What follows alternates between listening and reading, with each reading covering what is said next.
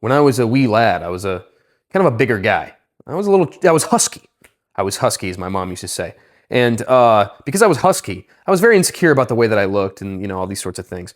And one of those things that you pick up on early as being kind of a fat kid is that you can't be the fat kid that smells bad. So, that fat and the insecurity kind of got me into fragrances and colognes, which has led me down this very long and winding road of my collection now, where I've got about like 100 fragrances. I wear usually like 25 to 30 on a regular basis, kind of switch them out. I've got some that I really love, and I want to just give some advice to anyone out there who's trying to get into fragrances, looking to break into it, but not trying to break the bank. And I am the most non-gatekeep guy ever. I'm not going to tell you to go, you got to go through this. You got to talk to my cousin Jim, who's going to, hit up his uncle Rex, and then Rex is going to call his guy in Mexico, and that guy in Mexico is going to send you 3 bottles. No. Dude, go on Amazon and look up Lattafa. They are by far my favorite clone fragrance house.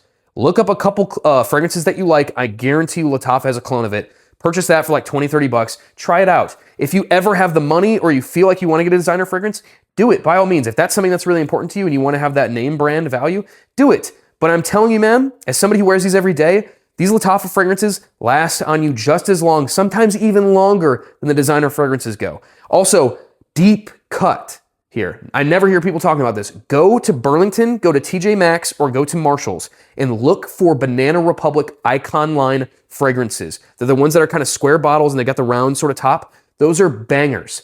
Very few of those are bad fragrances. They're long lasting, they're delicious, and they're really unique stuff. A couple bangers from that line would be Tobacco Tonka Bean, Dark Cherry Amber, Cypress Cedar, 79 Green. Like, they're all really great fragrances, and they're like 20 bucks for 3-ounce bottles. And it's a great way for somebody getting into fragrances to try out random scent profiles, random DNAs. So I would highly recommend that. Again, Lattafa on Amazon is a great place to start. A couple from that line would be Bad El Glory, or I think is what it's called, Bad El Oud.